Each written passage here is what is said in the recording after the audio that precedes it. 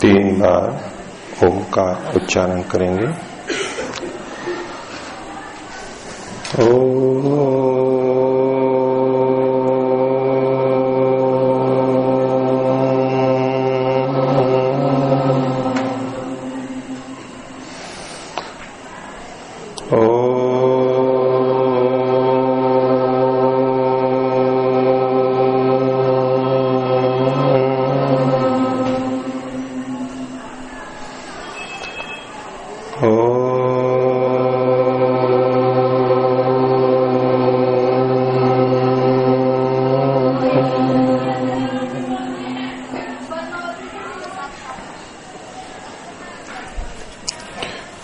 आपके प्रश्नों का बहुत संक्षेप से उत्तर देता हूं मैं, तो संख्या ज्यादा, ऐसे छोटे प्रश्न भी हैं।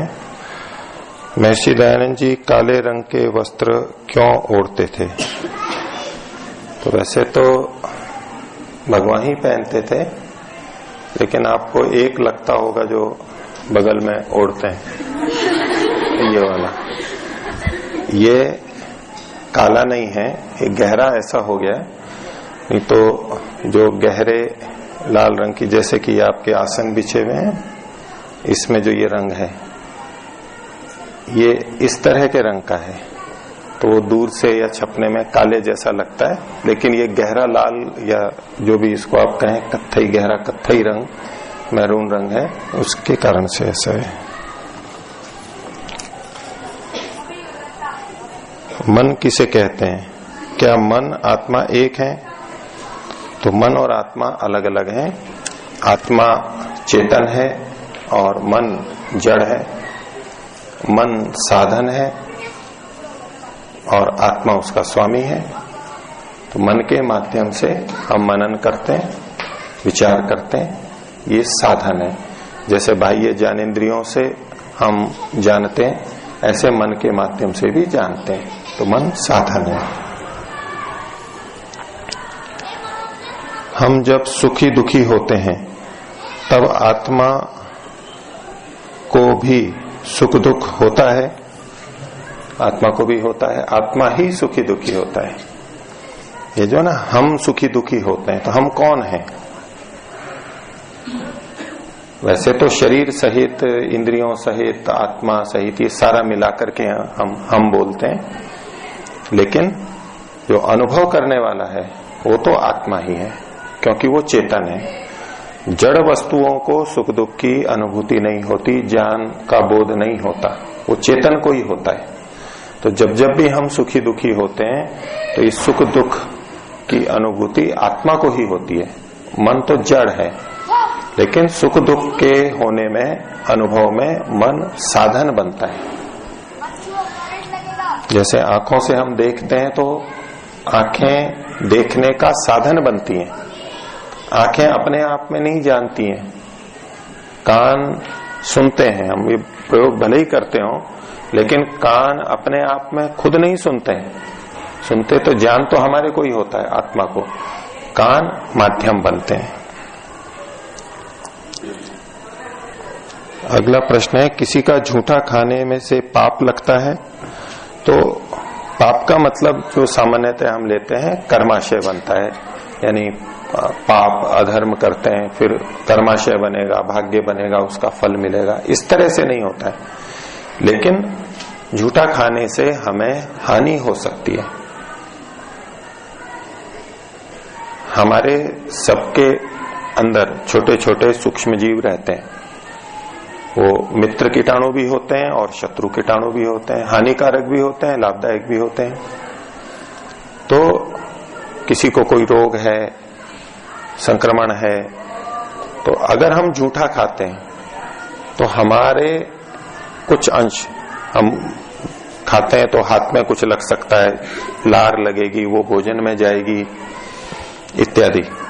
तो उसको अगर कोई दूसरा लेता है तो उसको भी वो रोग होने की संभावना है। तो स्वास्थ्य की दृष्टि से, स्वच्छता की दृष्टि से हमें झूठा नहीं खाना चाहिए। अपना भोजन अलग अलग करना चाहिए। ये आज के चिकित्सा विज्ञान से भी सिद्ध है और प्राचीन भी हमारी परंपरा ये है, आयुर्वेद भी इसी बात को बोलता है। अगला प्रश्न, सन्यासी किसको कहेंगे, उसकी परिभाषा क्या है? तो सन्यास का एक सामान्य अर्थ होता है, शाब्दिक दृष्टि से हम देखेंगे तो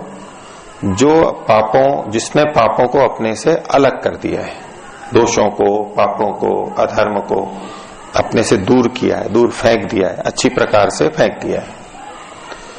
और दूसरा, जिसने अच्छे गुणों को अपने में स्थापित किया है, धर्म को, शास्त्रों के आदेश को, अच्छी बातों को, उसको जिसने अपने जीवन में उतारा है अधिक स्तर पर, ये भी है। जो ऐसा करता है यानी दोषों को हटाता है, गुणों को लाता है, ये करते सब जने हैं, सन्यासी से नीचे वाले भी करते हैं, लेकिन सन्यासी इसको विशेष रूप से करता है। उसमें काम ही मुख्य ये रहता है, और फिर प्रचार, लोगों को सिखाना, वो खुद को भी पहले अच्छा बनाता है। तो सन्यासी शब्द का ये अर्थ किया है, महर्षि दयानंद ने भी किया है यहाँ पर। तो सन्यास का मतलब ये होता है, और जो सन्यास जिसमें है, जो सन्यास से युक्त है, वो सन्यासी कहलाता है। ये ऋग्वेदादि भाष्य भूमिका में सन्यास की दीक्षा के प्रारंभ में ही महर्षि ने ये दोनों बातें लिखी हैं। अगला प्रश्न है, ऐसी क्या चीज है जो हमेशा हमारे साथ रहती है या अंत में हमारे साथ जाती है, अर्थात मुक्ति में? तो एक तो केवल परमात्मा है जो हमारे साथ में रहता है सदा, मरने के बाद भी, मुक्ति में भी। लेकिन मुक्ति को यदि छोड़ दें, आपने बीच में अंत में मुक्ति का भी लिखा है, तो मुक्ति को यदि छोड़ दें तो ये कहा जाता है ऐसी कौन सी चीज है जो हमारे साथ में जाती है? शरीर, धन, संपत्ति, मकान तो यहीं रह जाते हैं, साथ में क्या जाता है? तो वहां पर धर्म कहा जाता है। धर्म यानी हमारा पुण्य, पाप और पुण्य, धर्म अधर्म दोनों मिला के जो हमारे कर्म है वो हमारे साथ जाते हैं, जो हमारे संस्कार हैं वो हमारे साथ में जाते हैं, एक शरीर से दूसरे शरीर में आत्मा के साथ जाते हैं। और आत्मा के साथ में सूक्ष्म शरीर भी जाता है। सूक्ष्म शरीर में 18 चीजें मानी जाती हैं, उसमें 5 सूक्ष्म ज्ञानेन्द्रियां, 5 सूक्ष्म कर्मेंद्रियां, मन, बुद्धि और अहंकार सूक्ष्म इंद्रियां, 13 इंद्रियां हो गई, और 5 सूक्ष्म भूत। ऐसे करके ये 18 तत्व होते हैं जिनको सूक्ष्म शरीर कहा जाता है। तो ये प्रकृति की सृष्टि के प्रारंभ से लेकर के और जब तक हमारा शरीर चलता रहता है, सृष्टि के अंत तक, वो ही सूक्ष्म शरीर हमारे साथ में रहता है, उसी में संस्कार आदि भी रहते हैं। तो एक शरीर से दूसरे शरीर में जाते हैं तो सूक्ष्म शरीर साथ में रहता है, उसमें हमारा कर्माशय और संस्कार भी साथ में जाते हैं। स्थूल शरीर यहीं छूटता है। लेकिन यदि मुक्ति की बात करें तो मुक्ति में सूक्ष्म शरीर भी नहीं जाता है, सूक्ष्म शरीर भी प्रकृति से बना है, वो यहीं छूट जाता है और केवल आत्मा जाता है। तो मुक्ति में आत्मा के साथ में कुछ भी नहीं जाता है, जो भी कुछ संस्कार थे वो यहीं छूट जाएंगे, कोई कर्माशय था वो भी मुक्ति में साथ नहीं जाएगा, बस वहां तो आत्मा केवली होता है, इसीलिए उसको अकेला होता है, केवल अकेला, इसलिए उसको केवली भी बोलते हैं, और इसलिए मुक्ति को कैवल्य भी बोलते हैं। वो अकेला रहता है। ये सब चीजें यहां पर छूट जाती हैं। आप में से कईयों ने नाम नहीं लिखे हैं, धन्यवाद तो कर दिया है, लेकिन नाम नहीं लिखे हैं कईयों ने। वेद मित्र जी,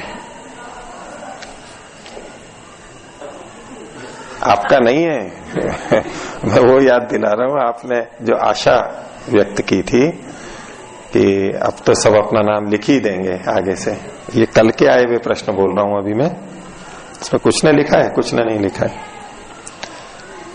आगे प्रश्न है इनका, ऐसी कौन सी चीज है जिसे पाने के बाद कुछ पाना शेष ना रहे? तो वो है परमात्मा, दूसरे शब्दों में मुक्ति कहते हैं। उसको पा लिया तो अब और कोई पाना शेष नहीं रहता।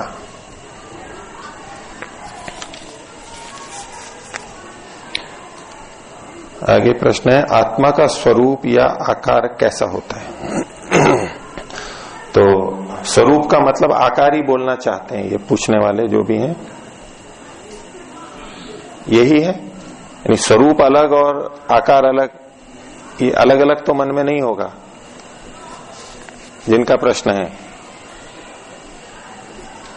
हाँ, स्वरूप का मतलब आकार ही कहना चाहते हैं ना, लंबाई चौड़ाई, ऐसा ना कि तिकोना है, चौकोर है, आयताकार है, घनाकार है, क्यूब है, या छल्ले जैसा है, जैसे रिंग वगैरह होती है अलग अलग, या तो रस्सी जैसा है, स्प्रिंग जैसा है, ऐसे बहुत तरह के आकार प्रकार होते हैं, या यज्ञशाला जैसा, इसके कितने अष्टकोण है ये, ऐसे, ठीक है। तो आत्मा गोलाकार होता है, परिमंडल होता है, जैसे गेंद होती है बिल्कुल गोल ऐसे, तो वैशेषिक में एक सूत्र भी आता है, नित्यम परिमंडलम।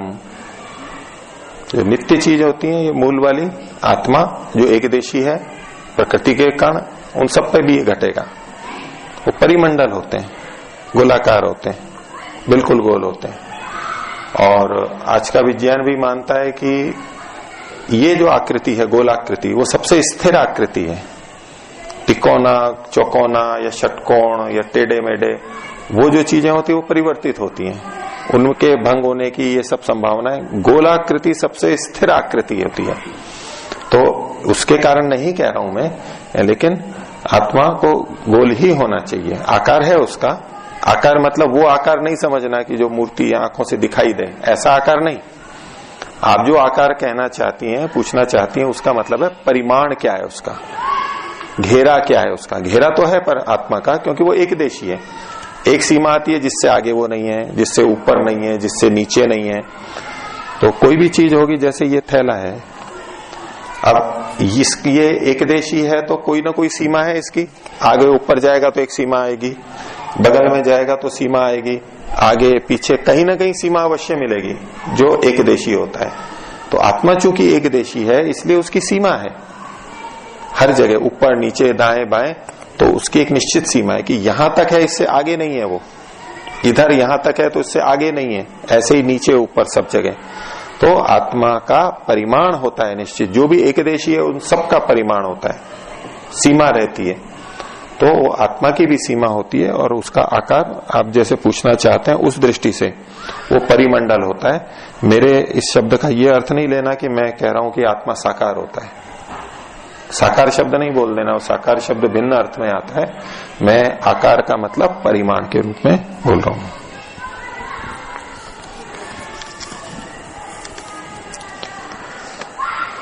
तब प्रश्न है, पलायनवादी जो विशल होता है, विशल लोग हैं जो अधिकतर मांसादि खाने वाले हैं, वे तो किसी विद्यालय को देख भी नहीं पाते हैं, या उनके बच्चे को इसी तरह से उनकी पीढ़ी चली जाती है, खाने पीने में ही चली जाती है उनकी पीढ़ी। और वे तो खाने पीने से आगे बढ़ ही नहीं पाते। तो जिसके पुण्य कम पाप अधिक हैं, इस स्थिति में परमात्मा उस श्रेणी में जीवात्मा को किसी प्रकार भेजते हैं। लिखने में इनकी भाषा उतनी स्पष्ट नहीं है। कहाँ है रुपेश जी? हाँ, क्या प्रश्न है आपका?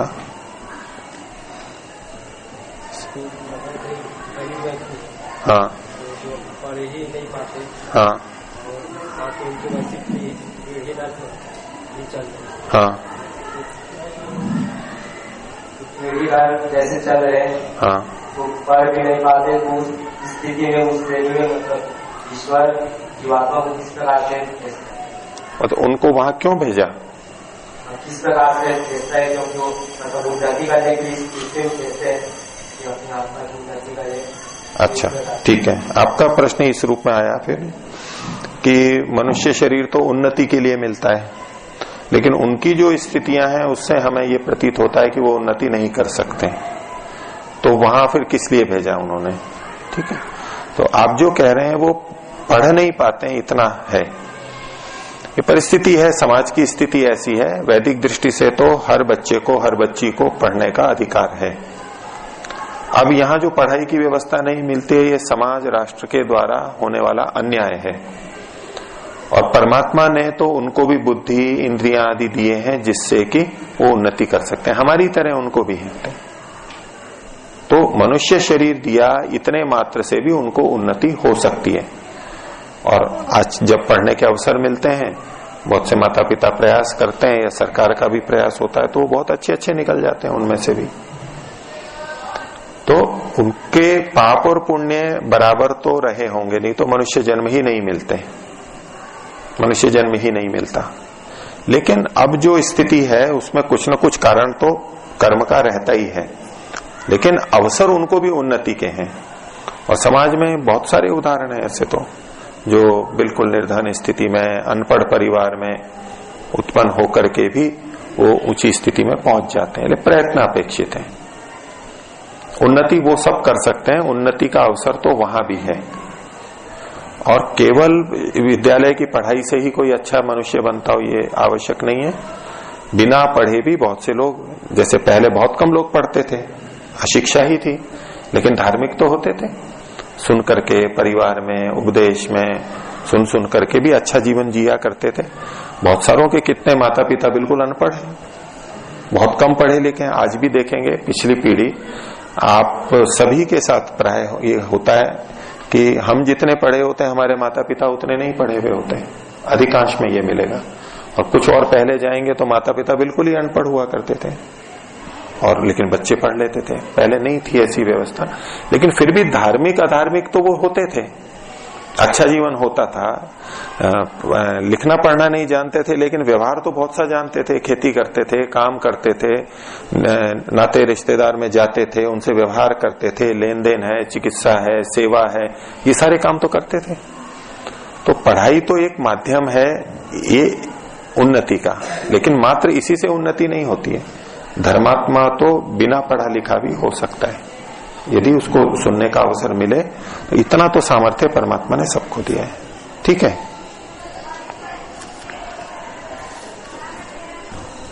आपके अभी के प्रश्न छोटे ले लेता हूं। प्रश्न है, सत्वर स्तंभ आपस में मिलने से कार्य गुण के रूप में चेतना गुण उत्पन्न क्यों नहीं हो पाता है? तो आपको यह है कि होना चाहिए,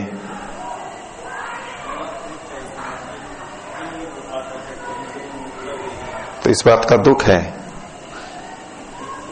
क्यों नहीं हो पाता है? तो उसमें मूल कारण यही है कि जो जड़ है, जो जड़ है उससे जड़ ही चीज बन सकती है, जड़ से चेतना कभी नहीं बनती है, जड़ से चेतन कभी नहीं बनता है।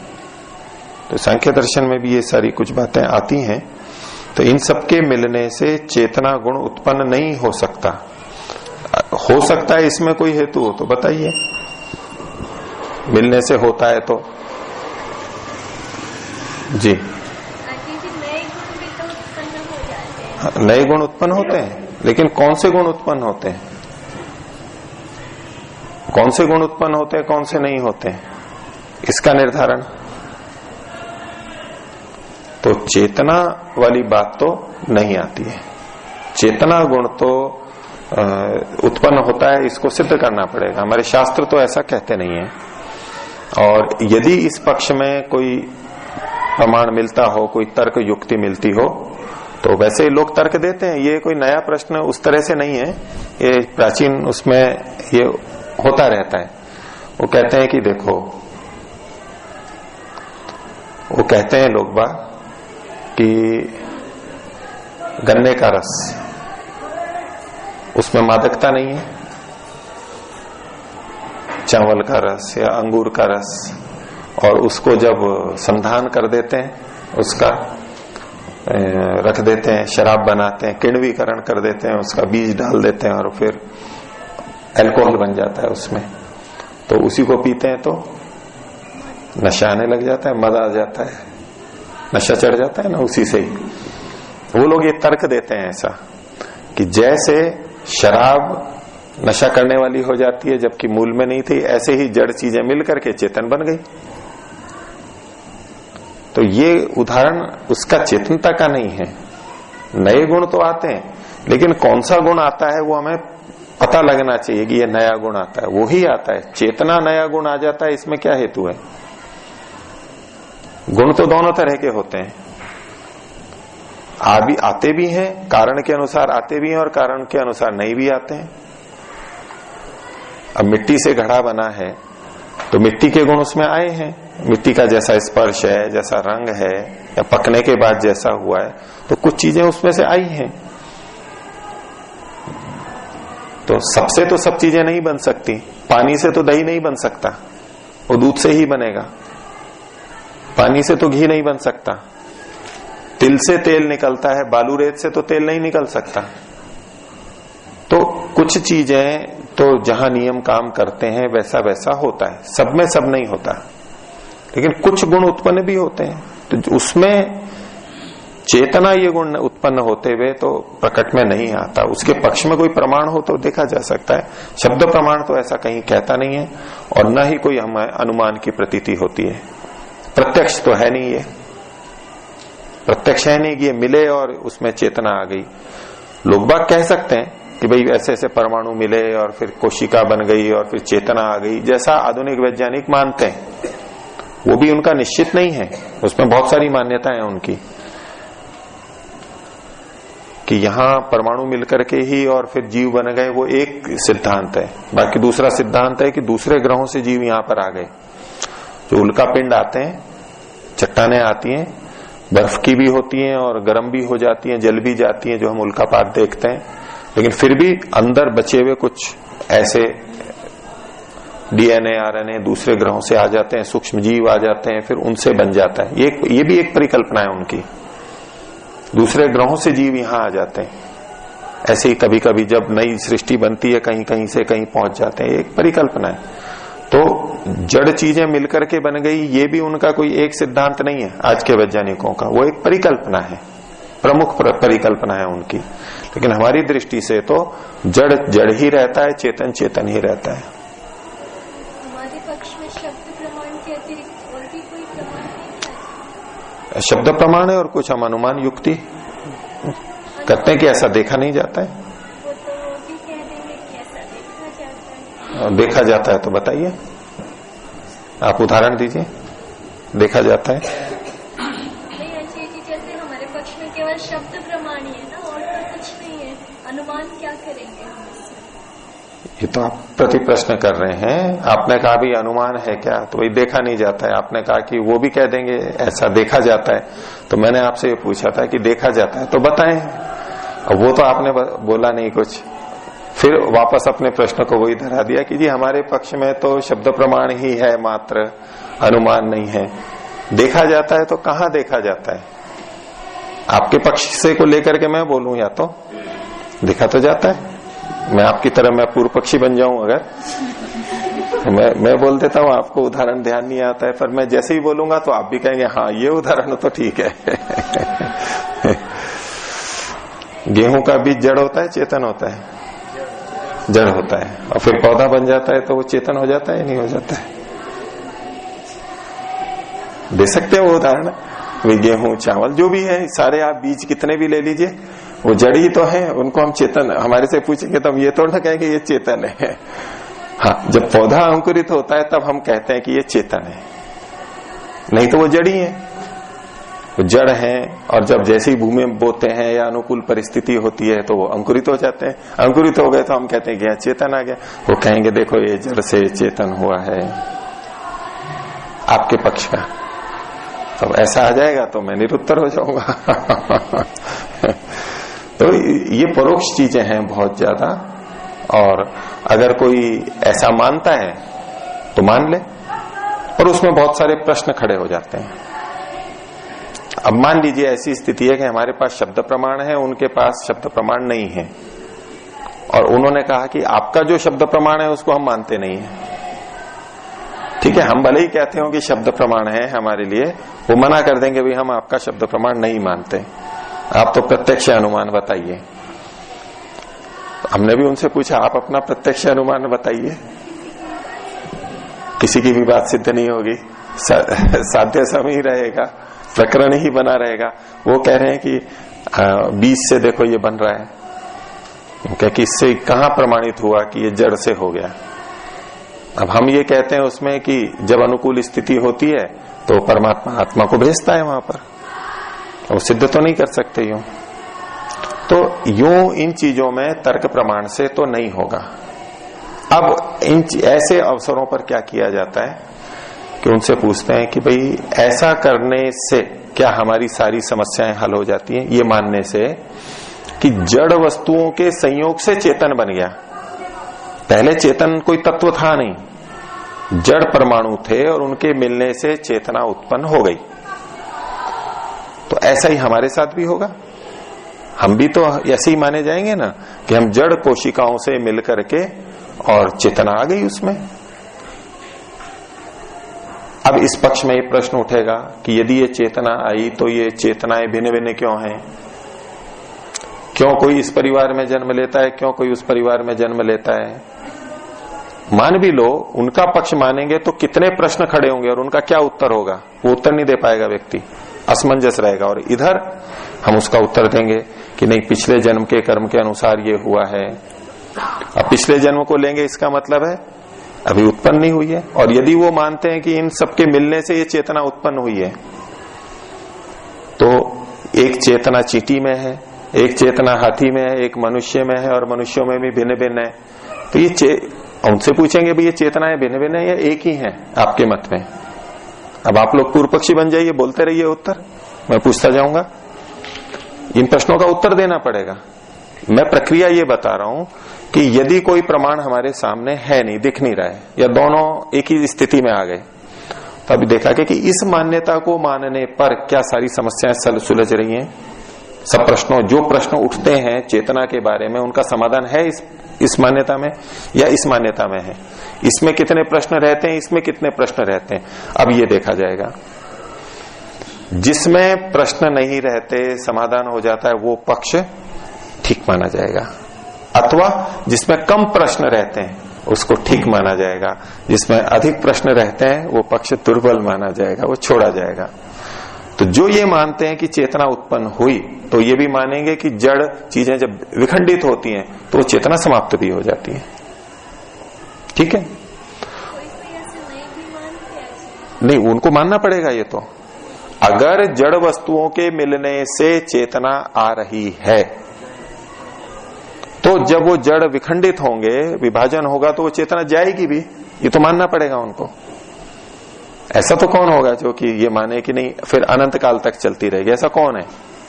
ऐसी तो कोई मान्यता मेरे को ध्यान नहीं आ रही। जीवन विद्या वाले ऐसे ही मानते हैं? नहीं, वो एक दूसरी बात है। जीवन विद्या वालों का कहना है कि इस सृष्टि का जीवन का प्रारंभ तो हुआ और अंत नहीं है। वो चेतना के लिए नहीं बोलते। चेतना को भी ऐसे ही मानते हैं, परमाणु जो है वो नहीं, वो अणु स्वरूप है।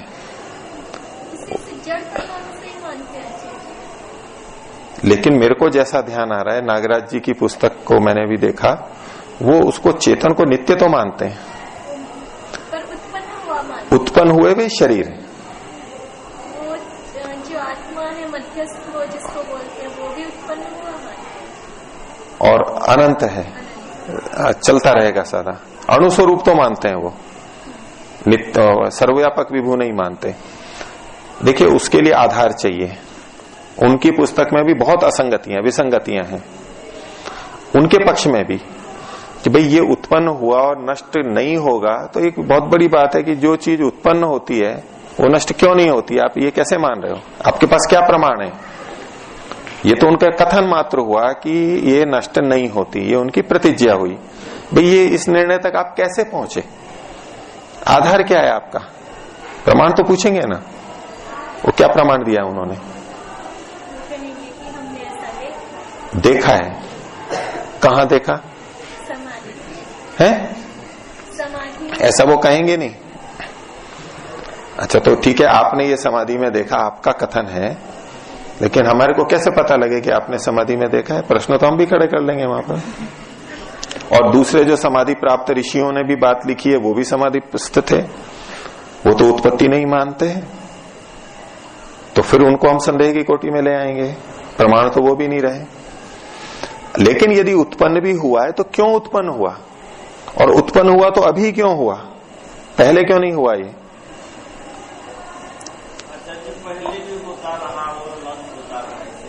हाँ, पहले भी होता रहा, नष्ट होता रहा, तो उसमें वो पहला वाला प्रश्न बचेगा जो मैंने पहले रखा था कि क्यों कोई चेतना चींटी में है, क्यों कोई चेतना मनुष्य में है।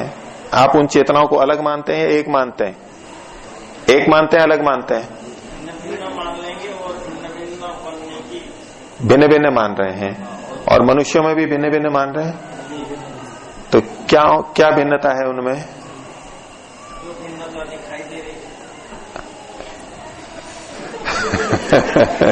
ये तो स्वरूप की है, निर्माण में क्या भिन्नता हुई? आप जो वाक्य बोल रहे हो ना, उस वाक्य को ही खारिज कर दिया जाएगा। कैसे? आपने कहा हम ऐसा मान लेंगे, ये क्या भाषा है? हम ऐसा मान लेंगे, हम ऐसा मान लेंगे।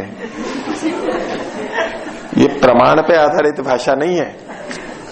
मान लेंगे तो ये तो हम भी मान लेंगे, ऐसा मान लेना कोई प्रमाण थोड़ा ना होता है। आप ये कहते हैं कि ऐसा इसलिए है, ऐसा आप प्रमाण देना चाहिए। हम आपसे पूछेंगे कि मान लेंगे, आपने क्यों मान लिया ऐसा? क्या दिखाई दे रहा है? नहीं, भिन्न भिन्नता तो है, उत्पन्न होते हुए दिखाई दिया आपको? उत्पन्न होते हुए दिखाई दिया? ऐसा बोलते हैं ना कि चींटी में जो आत्मा है वो कम विकसित है, वो बाद में बनी है। जो पहले बन चुकी है वो अधिक अधिक विकसित हो के मनुष्य शरीर तक पहुंच गई, और जो अभी अभी बन रही है वो पहले धीरे धीरे आगे पहुंचेगी। पहले वनस्पति में, फिर पशुओं में, फिर वो विकासवाद वाला सिद्धांत है कि भाई पहले कम विकसित थे, वो तो शरीर की दृष्टि से बनेगा। केवल जो चेतन तत्व है, चेतन तत्व की दृष्टि से तो नहीं। वो मान लेंगे तो मानना कोई प्रमाण नहीं है। और कई बार ऐसी स्थितियां बनती है, वो मानते हैं, वो नहीं मानते, तो ठीक है। आप ऐसा मानते हैं तो आपको इसमें प्रसन्नता है तो मानिए आप।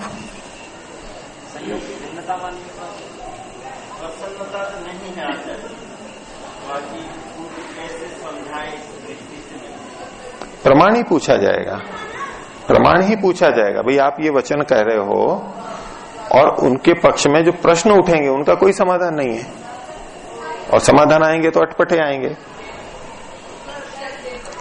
अच्छा, संयोग से है तो जब मृत्यु हो जाती है, मृत्यु के एक क्षण पहले तक वो जीवित था और एक क्षण बाद में समाप्त हो गया, ठीक है, शरीर तो है। आप जिन परमाणुओं का संयोग कह रहे हो वो तो है अभी भी। क्या हट जाता है? नहीं, जन्म लिया था तब तो एक ही कोशिका थी, अभी इतने खरबों कोशिकाएं हैं, अभी तक सारी काम कर रही थी, अचानक क्या हो गया इनको? कहाँ हट गई? सारी तो यहीं पर ही है, तोल के देख लो सारी तो यहीं की यहीं है। आप हट गई मतलब आपको उसको यूं कथन मात्र से तोड़ना होगा, बताना पड़ेगा। अब ये तो हट गई तो जिंदा व्यक्ति होता है, उंगली कट जाती है तो भी नहीं मरता, हाथ कट जाता है तो भी नहीं मरता। आप वहां क्या अलग हो गया वो बताओ, सिद्ध तो करो। वो जो क्या है, क्या चेतनता का जो मेल है। वैसे तो आपके शब्दों को भी पकड़ेंगे कि चेतनता का जो मेल है, यानी अनेक चेतनाएं मिलकर के जो बनी हैं। आपका पहले कथन था कि जड़ वस्तुएं मिलकर के जो बनी हैं, अब कह रहे चेतनता का जो मेल है। तो नहीं, मतलब तो आप लेंगे। अब जब आप यू खंडन पे आएंगे तो आपके हर वाक्य को हम भी पकड़ लेंगे। आपको यही नहीं पता मैं क्या बोल रहा हूं। अब ये जल्प चलेगा। मान लो अगला व्यक्ति ऐसे करता जा रहा है तो हम भी तो उनके शब्दों को पकड़ के खंडन करेंगे। तो मैं आपको ये बोल रहा हूं, आपको यही नहीं पता है कि पहले आप ये बोल रहे थे कि परमाणुओं के मेल से जो बनता है वो, अब आप कहते हो जो चेतनता का मेल है तो अनेक चेतन बन के मिले। आपको यही नहीं पता लग रहा है कि मैं पहले क्या बोल रहा था, अब क्या बोल रहा हूं। ऐसे करके चुप करेंगे इनको। चेतनता का मेल का चेतनता जिससे बना है उनका मेल को यहाँ। हाँ, तो ये आप बोल ही नहीं पा रहे हैं। जब आपको भाषा ही नहीं आती तो आप कैसे करेंगे आप पहले भाषा तो सीखिए कि आप अभिव्यक्ति कर सकें। आप बातचीत के ही लायक नहीं है कि आप अपनी बात को ढंग से बोल सकें। आपको भाषा का ही अभी ज्ञान नहीं है और तत्व की, सिद्धांत की, आत्मा परमात्मा की बातें करने में आप लगे, ऐसा कर सकते हैं। अब ये मैं क्या कर रहा हूं, कई बातों में छल का प्रयोग करके सिद्धांत की रक्षा के लिए, जो न्याय दर्शन पढ़ रहे हैं वो इस बात को समझेंगे कि अब ये जो मैं कर रहा हूं ये मैं आपको करके बता रहा हूं, उन पे आक्षेप नहीं कर रहा हूं। पर वो भी एक तरीका, नमूना होता है कई बार, और कई बार थोड़ा फिर तेजी से भी बोला जाता है। जब सामने वाला वितंडावाद पे आ जाता है, बिना प्रमाण के बोल रहा है, तो तत्व की रक्षा के लिए कभी कभी ऐसा प्रयोग करना पड़ता है। ठीक है, चुप तो करेंगे ना उनको, या वो तो कुछ भी बोलते रहे। और हम हैं, हम तो सज्जन हैं, इसलिए हमारे को तो ऐसे बोलना नहीं और पिटते रहेंगे, ऐसे थोड़ा ना होगा। दूसरा व्यक्ति हमारे पे कीचड़ डाल रहा है, तो बना देंगे है जी। तो फिर काहे की चिंता है आपको, जब आप इतना सामर्थ्य समझते हैं कि उनको निरुत्तर कर देंगे। भाषा को बना देंगे, भाषा नहीं आनी तो चलो भाषा बना देंगे तो कुछ न कुछ और कोई उपाय आएगा जो उस समय सूझेगा। अब आपने जो जिस ढंग से प्रस्तुत किया और जो मेरे को दोष दिखाई दिया मैंने बोल दिया उस समय, वो जैसा प्रस्तुत करेंगे वैसा उस समय देख लेंगे। और नहीं तो अंत में ये बात होती है कि भी ठीक है, आप ऐसा मानते हैं तो आप मानिए ऐसा।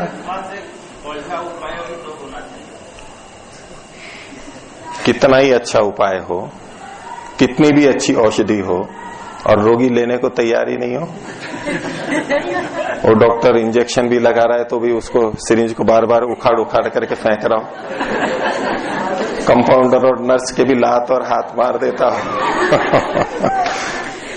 तो क्या करेंगे। अब ज्यादा तो जबरदस्ती नहीं, आपकी कर्म की स्वतंत्रता है, मान्यता की स्वतंत्रता है उनकी, मान सकते हैं। ऐसे जबरदस्ती किसी को नहीं मनवाया जा सकता, जो ये बिल्कुल ही उस पर तुल जाए। हाँ, अगर वाद है वो भी समझने के लिए बैठा है।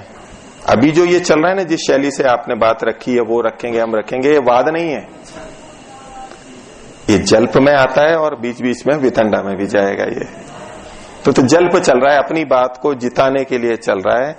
दूसरा कोई ठीक बात कहे वो सुनने को तैयार नहीं है, उसको स्वीकार करने को तैयार नहीं है, तो ये वाद में नहीं जाएगा।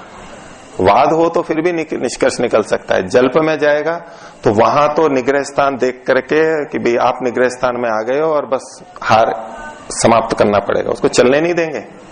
वाद में तो चलने देंगे, त्रुटि हुई तो चलो कोई बात नहीं, एक और उपाय ले लो, दूसरा बोल दो। लेकिन अगर जल्प चल रहा है तो जहां हमें उसकी कमी दिखाई दी बस उसको पकड़ लेंगे आप निग्रह स्थान में, और उस समाप्त, निग्रह स्थान में आए और समाप्त, उसको कहीं तो ऐसे रोकेंगे। ठीक है, इतना ही।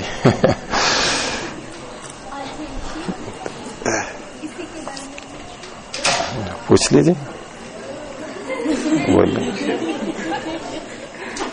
बोलिए। आप लोगों को कल चर्चा कर लेंगे।